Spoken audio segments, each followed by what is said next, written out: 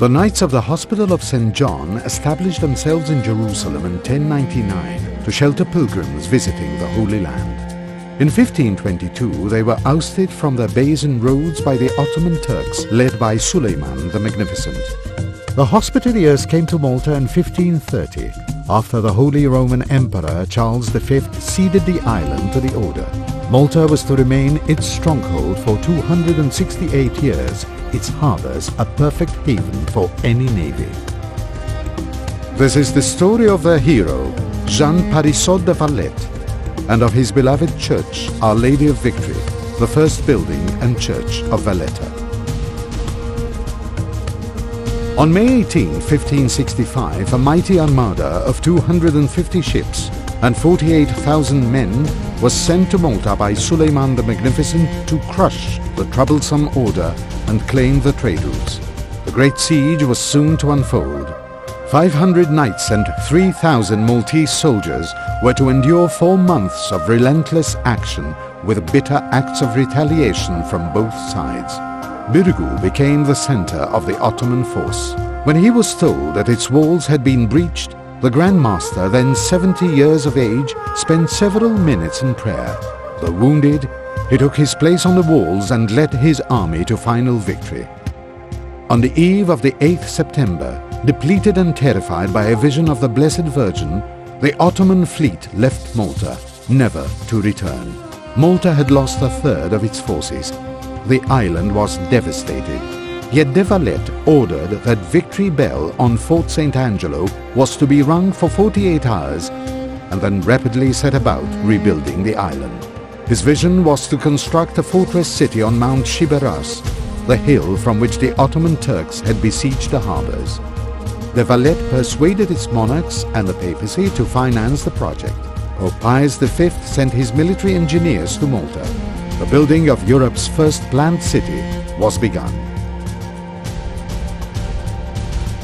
Ever mindful of their devotion to the Blessed Virgin, the knights decreed that the first building of Valletta was to be a church, dedicating it in thanksgiving for their victory to her nativity.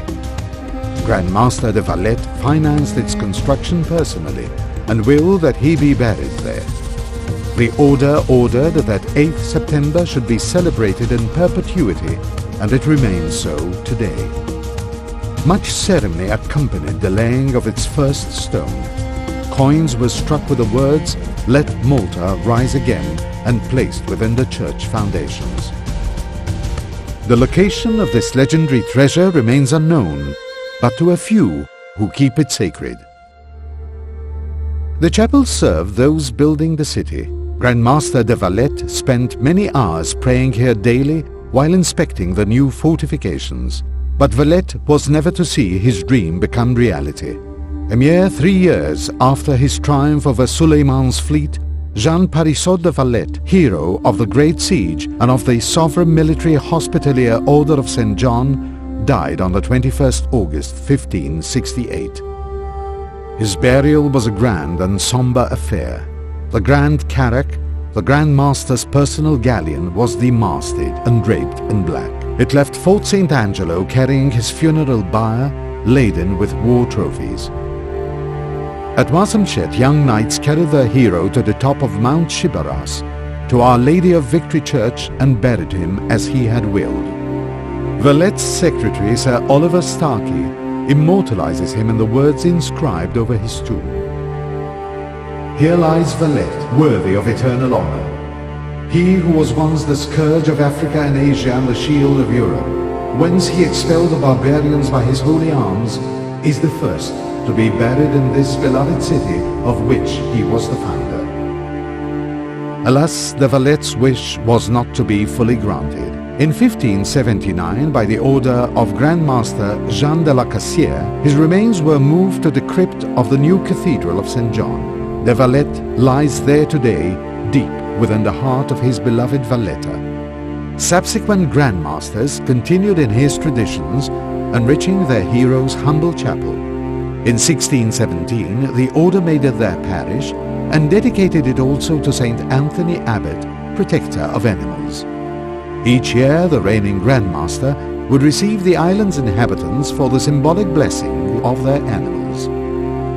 As Valletta grew in glory, the order continued to embellish their church, enlarging it between 1699 and 1752 and endowing it with treasures. The war for supremacy of the Mediterranean was to give Victory Church its greatest treasure, the ceiling paintings dedicated to the Blessed Virgin. It was by her fearful vision to the Ottoman camp that the Great Siege had come to an end. In 1716, Grandmaster Ramon Perellos Hierocaful commissioned the Maltese artist Alessio Erardi to decorate its barrel-vaulted ceiling with monumental images depicting the life of the Virgin. Grandmaster Perellos funded this work personally, perpetuating the traditional devotion to the Virgin. Erardi was to intersperse his sacred scenes with the personal symbols of its benefactors. The coats of arms of Grandmasters de Valletta, Perellos Hierocaful, Pinto de Fonseca, and Bailiff Ribas de Montelier hover above. Nike, classic winged messenger of victory, stands over the trophies of war, while above all stands the Holy Cross. In the name of this sign we conquer. The first church of De Valletta remains today a unique legacy of war and religion.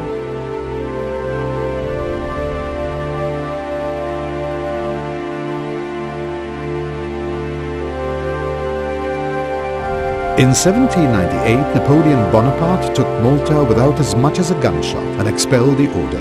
In 1800, Malta became a British protectorate, and the order's possessions, including Victory Church, passed through successive administrations. While retaining its pastoral role, the symbolic significance of Valletta's first church was forgotten and its art neglected.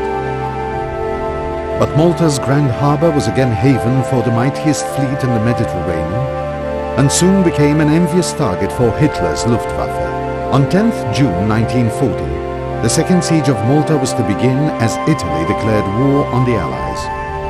On the 7th April 1942, in one of the heaviest bombardments the island had suffered since the Great Siege, Malta's magnificent opera house was destroyed. The blast hit Victory Church sideways. Its precious ceiling caved in but came to settle, leaving its curved stone slabs protruding as if in miraculous defiance. It was a time of harsh endurance, but faith and determination helped the island through this great struggle. When the enemy fleet capitulated to the Allied forces outside Malta's harbours in 1943, the date seemed predestined. It was the 8th September, the feast of the Nativity of the Virgin. Tal Vittoria, as the church is lovingly known by the Maltese, became Our Lady of Victories, and the annual commemorations doubled their significance, as each year Malta remembers the dead of 2 wars, not one. Post-war rebuilding Malta began in earnest. Saving Victory Church and its treasures were low in priority amongst the urgent needs of reconstruction of the cities and their harbours. For many years, De Valletta's church was forgotten. Erardi's magnificent images of the Virgin suffered neglect, water infiltration, and inappropriate interventions. However, as appreciation of the island's heritage grew, the significance of Victory Church was recognized. Sadly, by now, such was its state that huge funds were needed to restore the church to its former glory. In 2000, Dienlaart Helwa, a voluntary organization committed to the preservation of Malta's heritage, undertook to bring its plight to the attention of the cultural authorities. This intrepid group of volunteers, determined to save the historic legacy of the island, began searching for funds. The local business community came to the rescue, and Dienlaart Helwa, together with Valletta's Rehabilitation Committee, secured the external masonry and roof of the church. On the 8th September 2011, striking another historic victory for the nation, Our Lady of Victory Church was entrusted in guardianship to Dienlaart Helwa by the government of Malta for its management and preservation. The mission of Dienlaart Helwa to save Valletta's first church is powered by the determination of its founder, that intrepid hero of the Great Siege who was first laid to rest within its walls. Grandmaster Jean Parisot de Valletta is immortalized in bronze outside his church. Without a doubt, The caring work of Dinlar Helwa is guided by the Lady of Victories, who keeps her watchful eyes over Valletta's first church, on the people of Malta, and on all those who come to its shores.